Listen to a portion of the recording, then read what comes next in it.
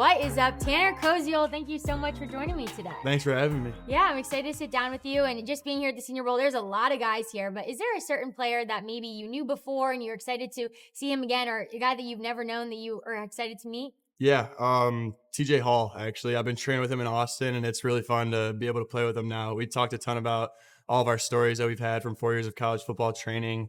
It's just been really fun to be able to play with him on the field, too. Tell me a little bit about the training that you're doing right now. Yeah, it's a lot, but it's really fun. Like, it's the most fun I've had training. Tim Riley is just a phenomenal trainer, and XP does a great job with getting us faster. We're seeing so many improvements already, and it's just been so fun to be able to just work out every day with the guys and have fun. You got to bookend your career on victory formation. Pretty Yes. incredible. Can you just describe like what that meant to you as an athlete? It's just really cool. I had a really, really fun college career and had so many relationships along the way. And to close it out with a win and get to celebrate in the locker room for my last time ever with the team, it was really special.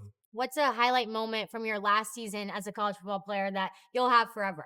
I'll always remember having a leading block for Dean Connors, and we were on the ground, and I hear him screaming my name while we're on the bottom of a pile. And I look and I see his face right here, and we're just screaming at each other in the end zone, and it was really fun. That's awesome. I like that you said block, Yeah, because maybe, and it could be a touchdown. I'm sure you've had a lot of those that you absolutely. love, but I think that's a part of your job as a tight end that probably doesn't get talked about Mhm. enough and is really important. And when you think back to your early days playing football, what maybe helped you develop that desire to go block for your teammates Yeah. and be that selfless player? Yeah, it was really this year was the most I was ever involved in the run game, and my best friend was Dean Connors, the running back, so it And he's was your best really friend, so you're fun. going to do it for your best Yeah, friend. absolutely, and it was really fun and just be able to get out in front of him and just help lead the way with him.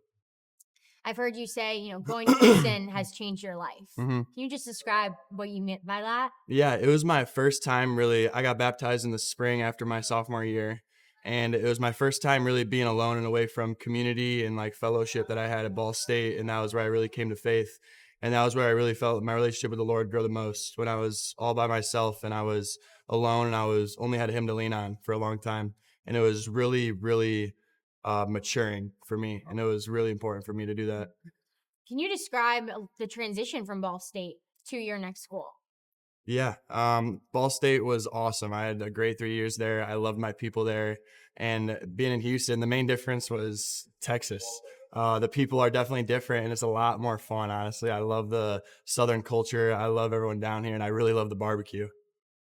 All right, the barbecue. We gotta get. Yeah, I gotta try it. But you mentioned just going to the Lord when maybe you had no one else. Can you absolutely. just describe like the heart of that too? Because you are supposed to do it life with other people, but you might not always have those people that are your guys right around you at all times. What Yeah. did that really look like for you? Still having community, but maybe in a different way. Yeah, it's really just completely understanding that I can't, but I can with the Lord, and really just waking up every day with the mindset that Lord, I know I can. I need you. I need you to lean on. When different attacks come my way, I look to you to build that armor and just shut them down.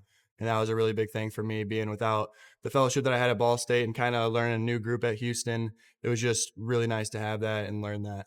And in college football, especially, the lights are so bright and you're on a big stage and there's a lot of noise and you got class in school Yeah. and like there's a lot going on. And so making room for the Lord in your life so that his voice is louder than Mhm. every other voice is important.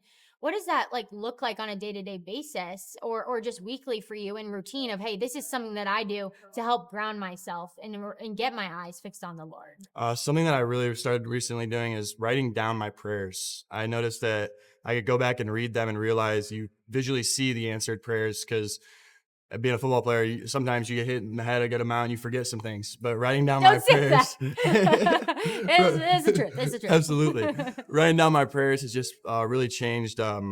It's really helped accelerate my faith, and it's really helped me grow with the Lord, and also grow in understanding myself. And most important thing, really, just denying myself daily, denying when I feel lazy, denying when I feel tired, and knowing that again, like I can't, but the Lord's gonna pick me up and we can. In what ways is being here today, sitting in this Yeah. chair, an answered prayer for you? It's an absolute answered prayer. I was in a tough spot in the spring. I didn't know what I wanted to do. I wasn't sure if the season was going to go the way I wanted it to. And I really just took a hunch, and I believe that the Lord really just put the right people in my life to guide me to be here today. And that's really how I feel the Lord speaks to me the most, is through people. He puts specific people in my life that I could look up to and be like and learn from. And he's just awesome. Mm. Tanner, when you think about this last season, college football, I'm sure you learned a lot on the field and a lot of things about football that you're going to take into your next steps. But is there one specific thing that you're maybe like, man, the Lord really taught me this in my final year, or just gave you perspective on that you didn't have?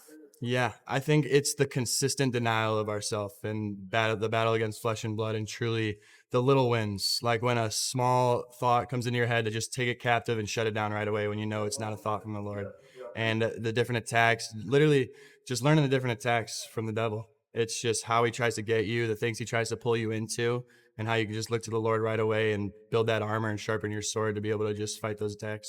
I love that. And I think as athletes, you think of training as in the weight room and on the conditioning field at 6 a.m. and Yeah. the off-season training that you do. But the mental and spiritual reps that you put in with the Lord and time you spend with the Lord, that is building your armor. And so you're doing the exact same thing off the field. Looking forward into your next pursuit. Did you have a favorite NFL team growing up?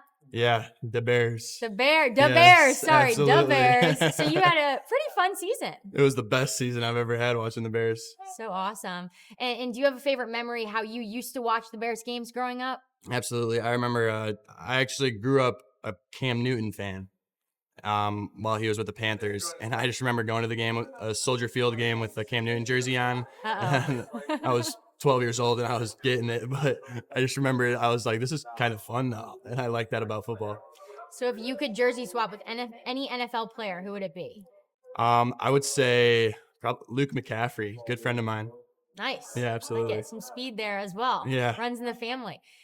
Looking towards this upcoming Super Bowl, we have the Patriots and the Seahawks. hmm Who do you have?